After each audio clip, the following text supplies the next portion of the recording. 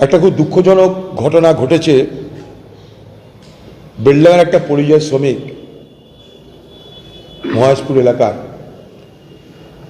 গত কয়েক মাস ধরে সে ঝাড়খণ্ডের পালামু জেলার বিশ্রামপুর এলাকায়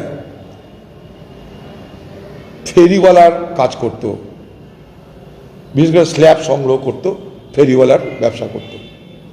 গরিব মানুষ, রুটির জন্য বাইরের রাজ্যে পাড়ি দিতে হয়েছে। পরশুদিন তার নাকি মৃত্যু হয়, তাকে ঝুলন্ত অবস্থায় পাওয়া যায়।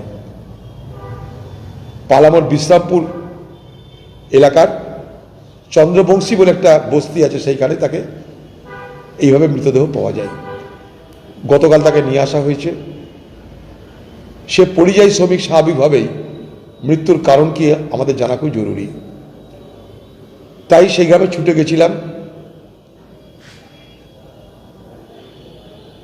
সেখানকার মানুষের সঙ্গে কথা বলে জানার চেষ্টা করেছিলাম যে পালামোতে আর কোথায় কোথায় কি সমস্যা হচ্ছে, কারণ ওই এলাকার আরও কিছু মানুষ ওই পালামোর বিশ্রামপুর এলাকায় থাকে।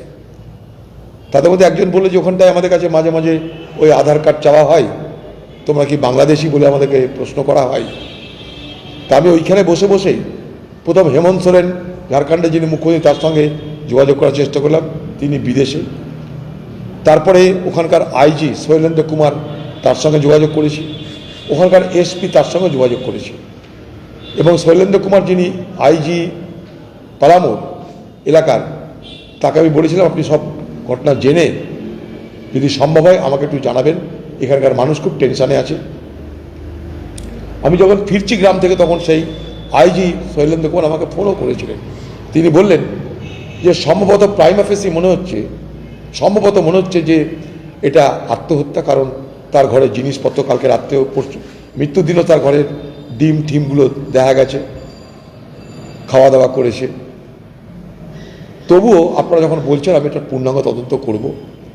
পাশাপাশি আমি এটাও বলেছি যে আমি কিন্তু সেখানটায় যাব। আমার একথা বলার উদ্দেশ্য দুটো। এক, যিনি মারা গেছেন আলারউদ্দিন, তার মৃত্যুর কারণ এটা স্পষ্টভাবে জানা দরকার। ওনারা কথা দিয়েছেন যে আমরা তদন্ত করব।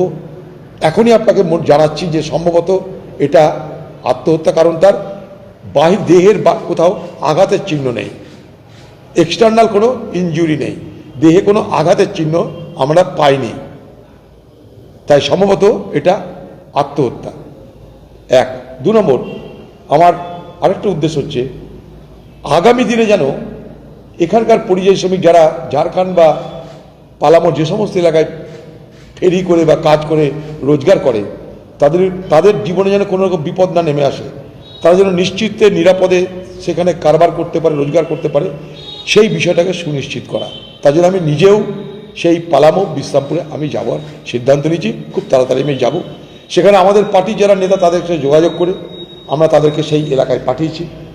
তারা সেখানটায় যাচ্ছে এবং তারা বলছে আমরা এফআইআর করা থেকে আরম্ভ করে তদন্ত যেখানে যা সমস্যা সব আমরা করাবো। আমরা রওনা দিয়ে দিচ্ছি অলরেডি সেই এলাকার দিকে।